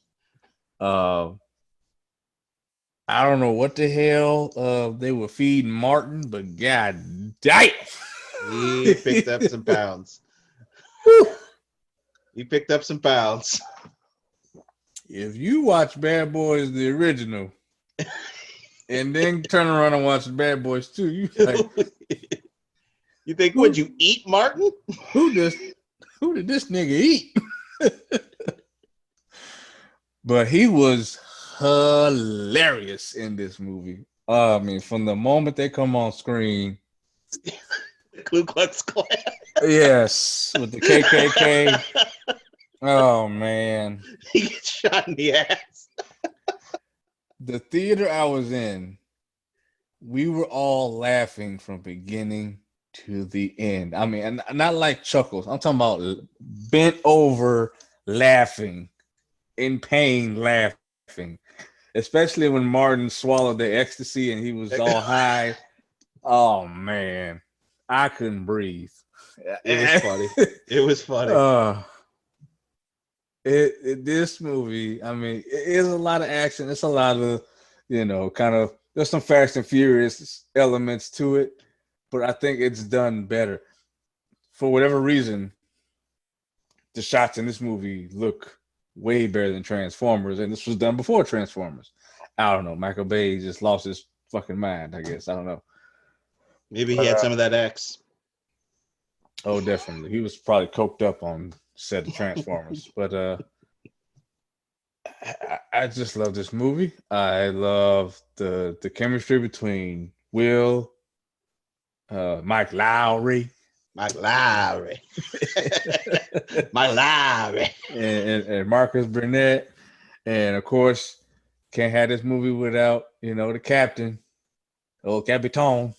Joey Pants. And that's where Usa. That's where it came from. This movie. Usa, yeah. That and you know, Will had a lot of jokes in this movie too, which Oh caught me yeah. off guard. I didn't expect him to be as funny as he was. He was pretty funny in this as well. I mean, this movie has it all. It's a little long. I will It's say long. it's a little long in the tooth, but It's long. when you're enjoying something, and it had been a long time between Bad Boys and Bad Boys 2. Not as long as Bad Boys 2 and Bad Boys for Life, but No. I even think Bad Boys for Life is a well put together movie. But we're not talking about that time frame yet. So as far as 2000, 2009, number 3 on my list is Bad Boys 2. Highly recommended. Excellent, excellent film. Hilarious. Ugh. Bad Boys 2. Look, I have like 10 movies in my honorable mention. What I do is I actually save some honorable mentions to the end of the show so I don't reveal so much. I have Bad Boys 2 as an honorable mention. Of the Bad Boy movies, and this is not a rip, it is the worst one. It is the worst one. It It's is not a the worst. rip. Something has to occupy that. Yeah. So that's why it didn't make it into my 10, because I do think it is the worst one. Yeah. And it was the worst of just two before we just had a new one. And in some ways, I think the new one, in some ways, is better than the original. You know why? It's Michael Bay didn't direct. Michael Bay, yeah. Yeah. You But know. I'm glad you mentioned Bad Boys 2. I felt bad that I couldn't put it in. I'm like, I'm pretty sure Eric is going to cover me on Oh this one. yeah. I'm pretty Oh, sure he's going to cover me. I gotta can't do it. represent. I'm sure he's got my back. So thank you for having my back. I couldn't do it and I felt bad. Gotta represent. I appreciate you representing. My number 3 changed the career plot of an actor. Before this movie, some people probably knew who he was. I knew who he was, but his plot changed after this movie. And we've talked about movies that out of nowhere become a hit. This out of nowhere became a hit, spawned a franchise, and has had a TV show. And didn't see that coming from one little movie about a guy with a particular set of skills. Oh God, no. Oh, yeah. Liam Neeson, Maggie Grace, Famke Jensen, Taken. I did not expect to like this movie. I love Liam Neeson. He was Darkman, the original Darkman. His first starring role was Darkman. I love that movie. So I always have kind of followed Liam Neeson around. So when I was watching the trailer for this, I'm like, oh, this looks pretty good. Watched it. He kicks ass in Taken. And it comes completely out of left field. When you look at him, you don't think he's somebody that could do this shit. And he's just a wrecking ball in the movie Taken. And it's all as an understandable thing. He's this ex-CIA agent whose daughter is going across Europe with her friend, and they get taken. And we've seen the line, we've seen the scene hundreds of times where he's talking to the guy on the phone, talking about he's got a particular set of skills that can make me a nightmare for people like you. And he, of course, the guy tempts him and he says, good luck. And, well, he had some pretty good luck. The guy he was talking to sure as hell didn't. Because he had, you could argue, one of the worst deaths of the whole damn movie. But Taken, this franchise, did not expect this to be a franchise. Love that movie. Love the second one. Third one got to be a bit much. A little bit, but I still have it and own it and enjoy it. The TV show fucking sucked. And I've heard rumors of a Taken 4. You know what? I would be in it. I would watch it. I would totally watch it. I'm a sucker for it. I love Taken. I don't care what anybody says. This is a guilty pleasure. I friggin' love this movie. I have a Taken t-shirt. So, love it. My number 3, Taken. The original, which is the one I'm you're speaking on Yes, is the one. is the one. The other two, I like the second one. The third one is where it went off the rails. uh, The third one it went off the rails, but I like it. I can watch it. I can't. I haven't watched it since. I watched it one time and I refuse to watch it again. I get it. I can understand why. But yes, it was a way for Liam Neeson to revitalize his career. The only problem with that is every fucking thing he makes now is taken. It's like Taken. It's a copy. Yeah. It's like, dude, can you just make something? No, everything he makes is a version of Taken, and Taken spun off a ton of other movies that wanted to be Taken, and they weren't. It created the genre. That's why it's on here. This created a genre. It created it. Yes, And when you can do that, there's something to be said about that movie when you create a genre. So, agreed. All right. Runner up, sir. The one that just didn't quite make it. Oh, man, this was tough. You know, we talked about it earlier. When a sequel outdoes the original, that's saying something. And there aren't many that do it. But to me, this one just is out that original. Just barely. Is this what I think it is? And you already talked about it. I knew it. Dwayne "The Rock" Johnson made his feature film debut in The Mummy Returns. I was so amped and excited. And it The Rock being in it was just a cherry on top. I wanted to see this anyway. Then he's in it too. I'm in the prime of my wrestling fandom, and The Rock is in this movie. Oh, I'm there. I'm there times 10. And this is why it's so important to do whatever you have to do. Bring back the original cast. All of them. They brought back everybody from the original. And that's why this one worked. Okay?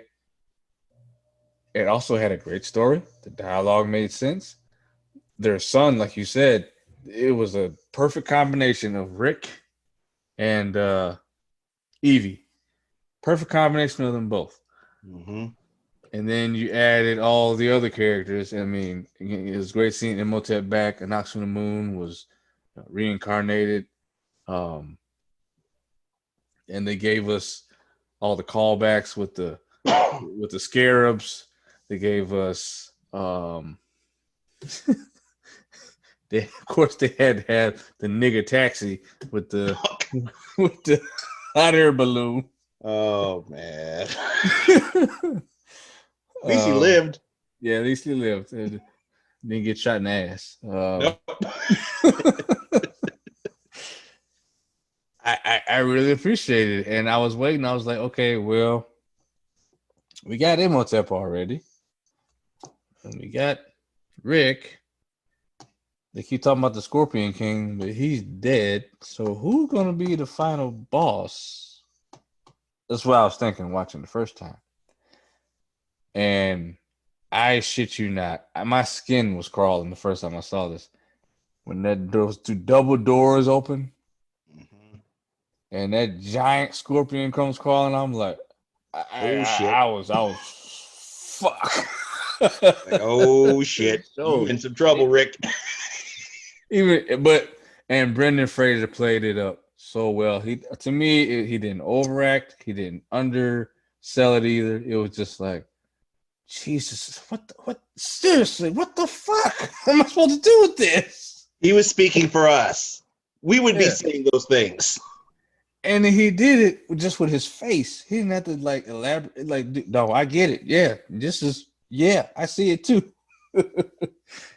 And it was 2001, so the CGI isn't it's not now, but for the time it was And I didn't expect to see The Rock being in CGI either. And at the end of the movie, it's this giant ass scorpion.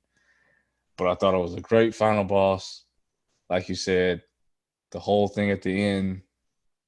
This movie had it all. It gave you enough action. It gave you some comedy because Jonathan's hilarious. Oh God, Uh, yes. Oh my God, yes. Most movies that character would be yeah, so annoying, but he yeah. is so funny. And they also make you care about these characters because they kept the Exactly. same cast. We saw them where they started. Rick from the original was in prison, and then Evie Yep. found him, and now you see them with their kid. And I honestly, I was hurt. Like I sunk in my seat when she got stabbed and died. I was like, Oh yeah. I wait a minute. I felt so bad for Rick. I And didn't care that's about it. why I hate the third one so fucking much. Because of what they did. Yeah. So I mean I could go on and on about this movie. There's so much action. It's great. Um, it's my number two. It was this close to being number one, but there's just one more. There's just one more that edges it out. I ain't mad at you. I ain't mad at you. Sometimes Hollywood doesn't have to try so hard to make a hit. That they had no idea those movies were going to be hits. It was just Mm-mm. one of those things that it came out the right time with the Mhm. right people in front of them, with in front of the screens, and it became huge. So sometimes Hollywood doesn't just need to try too hard. But I'm glad we both had The Mummy Returns. It deserves it. That movie I, kicks I ass. I knew that one was gonna be on both of Oh ours. yeah, that movie kicks way too much ass. Yeah, I might end up watching it now. I'm kind of feel like I need to watch The Mummy it's now. so good. All right, my runner up, and oh, it pains me putting this at number two because I love this movie so damn much. And I'll just say this: my name is Maximus Decimus Meridius, commander of the armies of the North, general of the Felix legions, and loyal servant to the true emperor Marcus Aurelius, father to a murdered son, husband to a murdered wife, and I will have my vengeance in this life or the next. Gladiator. Oh, I'm like I know those quotes. Gladiator.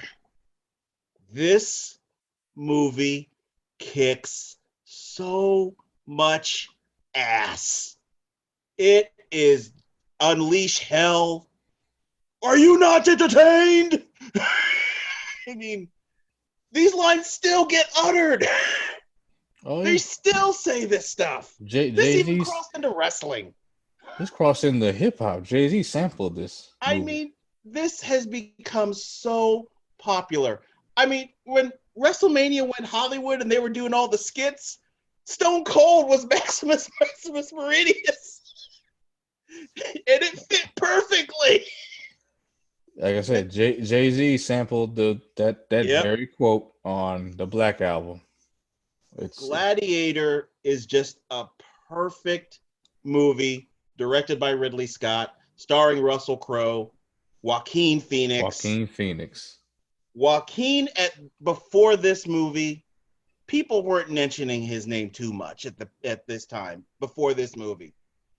That changed after Gladiator, and I remember watching him on a Superboy TV show.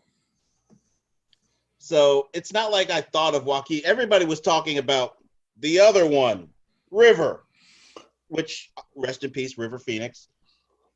But Joaquin got our attention. He got my attention for the first time with Gladiator.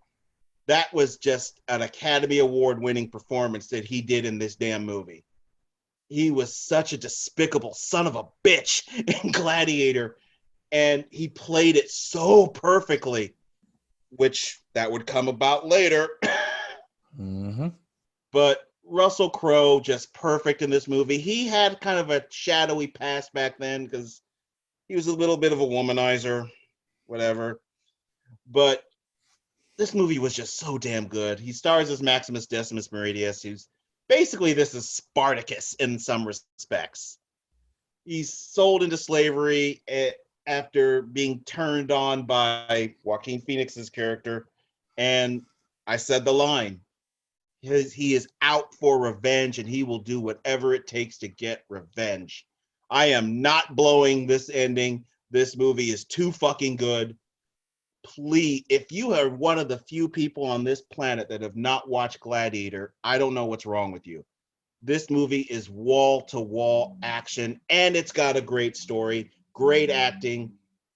This is when Ridley Scott was still able to do some good movies, as far as I'm concerned, because he's kind of fallen off the wagon.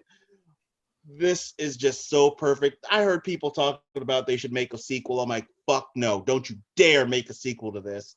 Leave this alone. No prequels. Leave it alone on its own. Gladiator, an amazing movie. I have a 3-disc set of this movie. It is just damn awesome. Rob and I talk about this movie a lot. Gladiator just barely did not make it as number 1, but its place on this list is secure as the runner-up, number 2, Gladiator. Please watch it. For if anything, just for the line delivery in this movie. The line delivery is awesome in this movie. Gladiator. Oh man, I've Couldn't seen ignore it. Gladiator. It's been a long time. I hated Joaquin Phoenix. Joaquin Phoenix played the asshole characters for so long that it was almost hard to buy him as a good guy. It's like the reverse. You know how Jamie Foxx had never Tom Cruise. It was Tom Cruise had never played a bad guy until Collateral. Mm-hmm. And he did a damn good job, as far as I'm concerned. Oh yeah, he did good. This was the reverse. Tom Cruise. This guy's an asshole in everything. And he's done a few movies where he was, a normal good guy, but to me, it just doesn't fit. If we were talking wrestling, he's a heel. He's a natural born heel. That's all he'll ever be. He can cross the middle line between face and heel because that's Joker. That's both. He's in the middle. I think Russell Crowe is better at both. Because I believed in him in this movie, but I couldn't. I mean, in the best way, I couldn't stand him in Unhinged, the latest movie he just did. Oh, I saw that. Great movie. I thought he really he was a prick. Tapped in. He tapped into something in that movie. He was an asshole. And when you look at him, why would you be intimidated? He's a fat pile of shit. But I'll just say that scene in the restaurant. That's all I'll say. That's all I'm going to say. Just that. And the way he was whipping that truck around like a sports car. He's good at playing an asshole.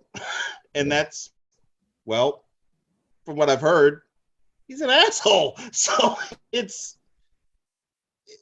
sometimes that just makes you better at playing an asshole when you actually are an asshole. I heard he's lightened up a bit, but he was a major prick back in the day. I can see it. I can definitely see it. Okay. What is number 1, sir? I'm interested. What is number 1? Man. I'm back and forth on this. And I ask myself over and over again, is it really? Yep. No doubt. No doubt. And keeping with the original action movie show, this actor was also in my number 1 in the original. Is in number 1 in this one.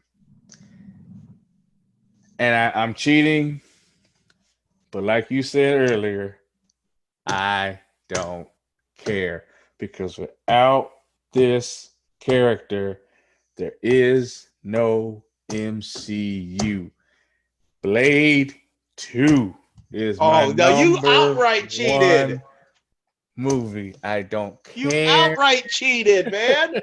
No Marvel or DC. Don't care. This was before the MCU and before the DCE. Still Marvel.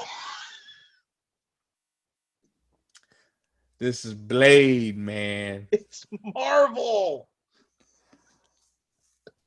This they took they took what they did with the original and they turned it up. They just told Wesley, just go.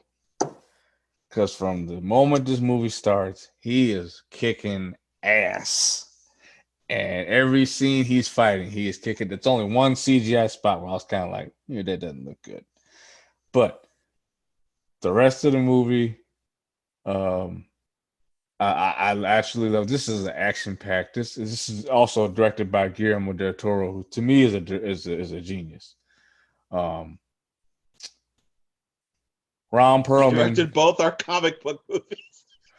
Ron Perlman again. Ron Perlman's in this one Perlman too. again. Yeah, who plays the racist redneck in this movie? Yeah, it's kind of comedic how he ended up doing Hellboy after this, but this movie just had it all. I mean, it is bloody as hell. I don't even know where to start. I don't know where to finish. They just took everything that they did right in that first Blade and they just expounded it. They took what Wesley could do well and they added on to it if that's even possible. And they just said, let's just make this what it is. It's an action movie. Let's just make it action. It had a story. It made sense. They brought back Whistler. They introduced a new character, Scud, which I never could get with that name. Played by my man from Walking Dead, Norman Reedus. Mm-hmm. I really like Luke Goss in this as well as Nomak. And of course, you know, we're talking Fast and Furious. You know, Matt Schultz is in this as well. It's I really just enjoyed this movie. I watched it so many times on VHS, DVD. I mean, you name it. And Wesley was my dude at the time. So it just it only makes sense this is my number one. I know I'm cheating and I'm sorry, man, but I just wouldn't be being true to myself if I put anything else number one other than this. Okay. And you know, in the end, and I'm not gonna give it away, but whew, whew, when he rises up at the end, whew, there's some WWE action in there too. He whooped some ass, and Wesley. Yeah, he did. He did a suplex. Yeah, Wesley was unleashed. He did a suplex, which I've never really seen somebody do a suplex in an action movie. It's unique. Yeah, and he held it. Held it like a pro, and it was perfect. That was a perfect suplex. Yeah. This if we were doing, you know, just a movie review, this would get a solid A plus. Not an instant classic. Instant classic, all that. It is absolutely from 2000 to 2009 to me, my favorite action movie. I know you said we're going to talk about some that we couldn't make the list at the end, but there's one I tried so hard. There's only one I really want to mention. I tried so hard to get on here and I couldn't do it, but here's what it is. All right. It's okay. Blade 2. All right. It's a great movie. It's a great movie, obviously. It's a great movie. No problems. It may get mentioned when I do the best comic book movies. Blade somewhere is going to get thrown in there regardless. Mm-hmm. It's just whether it'll be Blade 2. Blade will definitely get mentioned. And Still nervous on the new Blade movie when it comes out. We'll see how that works. Well, I mean, they cast somebody that looks just like Wesley, so it's not really a I'm still stretch. nervous. I'm still nervous. I love Blade. I hold Blade in high esteem. One of my previous countdowns of favorite Marvel movies. What was number one? Well, Blade. just be last night, Sticky Fingers again. I just hold that movie in so high esteem because people forget that's what got the Marvel movie kick going. Not Iron Man, not Spider-Man. It was Blade. People don't show the movie enough respect. All right. My number one. Since somebody had to cheat, I don't feel bad now. Now, it's not anything with DC or Marvel. That's not the cheat. The cheat is this is a trilogy. And it's number one. The only reason this can be number one is the greatest trilogy of all time deserves it. And it came out during this time frame. And it was directed by somebody whose name you already said, Peter Jackson. 2001, 2002, 2003, The Lord of the Rings, Fellowship of the Ring, The Lord of the Rings, The Two Towers, The Lord of the Ring, The Return of the King. It's all three, the trilogy. I cannot separate them. I just can't. And that's number one. I'm a Lord of the Rings nut. I love Lord of the Rings. I have ever since I was a little kid. I don't read books, but back then I read all three books. I remember watching the animated movie, The Hobbit. They made a couple of animated movies of Lord of the Rings, which I also own on DVD. I own all these movies. When I heard they were going to do Lord of the Rings, The Fellowship of the Ring, I was a little nervous because I hold this in so high esteem. I was like, if you're going to do this, you better do this shit right. And thank God they did it right. It is epic. It is the ultimate in movies, which is why all three, for me, are going to be together in this countdown. They tie up perfectly. They found the right people to play every single role. I have posters, ring, you name it. I have so much material of Lord of the Rings, including a poster that is extremely rare that I don't even let anybody see because it's actually worth something. Lord of the Rings is the greatest set of movies there has ever been. It's the perfect trilogy, and I say it all the time, but the reason it's perfect is because each movie got better. Damn it, movies just don't do that. Blade didn't do that. Star Wars didn't do that. Star Wars did not do it. None of them did it. The original trilogy didn't do it. It peaked at Empire. The original, Yeah, it peaked at Empire. Yes, it did. it peaked at Empire. Empire. The second trilogy didn't do it because the first movie fucking sucks because of Jar Jar. Yeah, Jar Jar killed that movie. And I'm not I talking couldn't about the fight new for that. one. So this franchise was so perfect. Peter Jackson got to do King Kong because of this. Had he not done this, King Kong wouldn't have been quite so long. King I Kong was thought long because of this. I thought they came out in between. I thought King Kong It, came out in between. it came in between, but it was because of Fellowship. What he did with Fellowship Mm-hmm. allowed him to do King Kong. Okay. And Okay. it allowed them to just say, okay, you can go do whatever you want, which ended up being a mistake. I still have that. I mean, obviously, I I know had you that. do, but it shouldn't have been that long, and they shouldn't have had Jack Black. Definitely shouldn't have had Jack Black.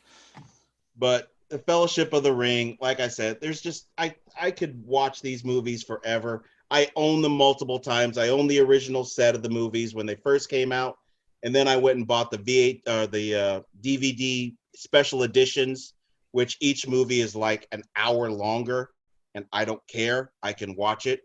Return of the King is basically 4 hours long, and I don't care. It's good. I watch movie marathons. I will watch them straight through. It takes a day, but I've done it.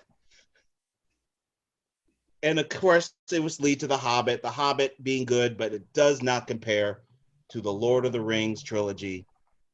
It's number one. It's epic. I could talk about this movie all damn night, but I won't. So for me, I cheated. It's 3 movies, and I don't care.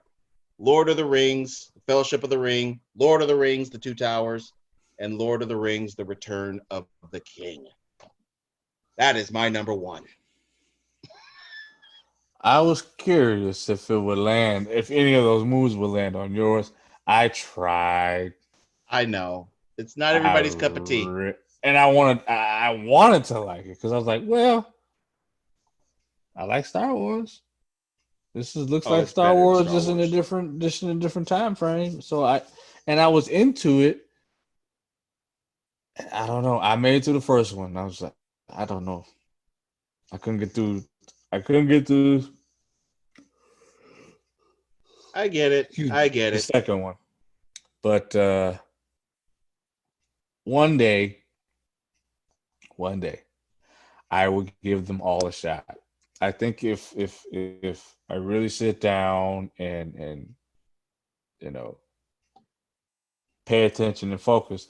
Obviously, the first one I can get through. The first one makes sense. I get it. Sauron's pretty much the emperor. If we're comparing to Star Wars, I get it. I really do. And there's some cool elements to it. Um, but I don't know why I just can't get through those next two. I don't know what the disconnect is. Look at Pirates of the Caribbean is kind of akin to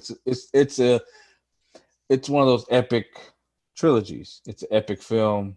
The 1, 2, and 3, like Pirates, like Star Wars, they're epics. Like you said, Peter Jackson does epics. That's all he does. So yeah, no, I get it. And while some people may think it's cheating, I mean, kind of is, but it's a series. I mean, really, when you look at it, that those 3 films could be looked at as one because of how they're shot. So I can give that a pass. I couldn't separate them, so that's my little Unlike bit of cheating. unlike Disney, who butchered the hell out of that last Star Wars series. It's I only saw the it first one. started it started good, No, it didn't. No, but it those didn't. next no, if you I hate watch, that thing. you would really hate the next two I'll never find out. I'm not gonna because watch them. continuity is non-existent. I've already been down this road. I did a Star Wars countdown show. I've already gone down that road. I will never watch those movies. But the movie that I tried to fit on here that I just couldn't do it, and I Oh, tried every angle, was Avatar. oh God. And what was it's kind of it's an epic movie too, and it's kind of generic, and the story's pretty cookie cutter, you know, but it's the one 3D movie that was actually 3D. Like when you're at the theater, every Mm-hmm. single part of that movie is 3D. Not like when you go watch Avengers and there's maybe excuse me, 2 parts that, jump out at you and it's quick. No, this was an immersion into the film. And I haven't seen it since. Nobody's done it since. Probably because it costs a lot of fucking money. Yeah. I'm just gonna run quick down the few little honorable mentions that I didn't mention. Shaft with Samuel L. Jackson. I love that movie. I don't care what anybody says. Tears of the Sun with Bruce Willis. The first Resident Evil movie. Hancock with Will Smith. I love that movie. Oh, that's another one. I had on my list.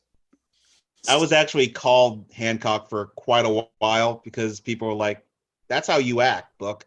I'm like what? The hero at the end? They're like, "No, how he was at the beginning." I'm like, The asshole "You at the beginning. asshole! you calling me the drunken asshole?" He's like, "Well, that's kind of how you act." I'm like, well, "Fuck you."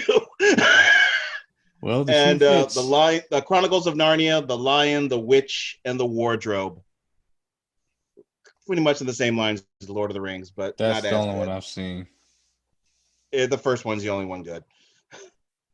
And just a little side note, I don't know why I love this movie. It's a guilty pleasure. Assault on Precinct 13. I don't know why I like that movie, but I liked it. Are you talking about Ethan Hawke? Yeah. I don't know why I like that movie. And for Rob, because he introduced me to this, Blood and Bone. Never seen it. Blood and Bone, man. They've tried to get me to watch that thing. Blood and Bone kicks ass, man. Blood and Bone. I know. And finally, Triple I X. and I love. Oh, I have Triple X on my list too. I love Michael J. White. I think Michael J. White is vastly underrated as an actor and as a martial artist. Mm-hmm. He came up in the wrong time. He came at a time of Van Damme and Steven Seagal. So that's kind of what hurt him. It's all right. But he's legit. Oh, he's legit. He's totally legit. I mentioned Universal Soldier: The Return in the '90s, but he was a big part of it because it was like, oh, we got a black guy, and whoa, he's legit a martial artist, and not only that, ripped to the bone. Yep. I've always thought that if they made another Mortal Kombat movie, he should play Jax. I don't know why they. That's an easy choice. But hey, I guess one of these days I'll check out Blood and Bone. Yep, check it out. That's our countdown, folks. Now I'm gonna give you a chance to do some plugs here, sir. You got anything to plug? I'm sure you do. Of course, you are the host of Third Generation Wrestling, so say what you got to say. Check out 3GW on Instagram, Facebook, Twitter, mostly Instagram and Twitter. Tweet along with wrestling shows. We are a wrestling podcast primarily, but we're also on YouTube. Check us out on Third Gen Wrestling. Search Third Gen Wrestling under channels. You will find us on there. You can watch the video version of the episodes. There will be different types of content coming out here soon. On top of movie reviews, we'll be doing some reaction videos as well throughout the week. So there'll be more content coming your way. Make sure you check us out. We review not only the current product, but retrospectives as well. A retrospective will be coming out very soon, chosen by your countdown host, MJ Book. So be on the lookout for that. And yep, that's pretty much it. I actually have a couple of countdowns of wrestling that I wouldn't mind giving to you guys, because I have a lot of wrestling ones. There's a couple that I think would be interesting. One of them kind of goes in a completely different direction than you've gone before. So that's what makes it a little more interesting. I'll tell you off air what that one is. But speaking of countdowns, there is one that myself and my co-host did, the Ambassador Rob. We did the worst gimmick matches. And if you've ever watched wrestling, you know there's some terrible gimmicks out there.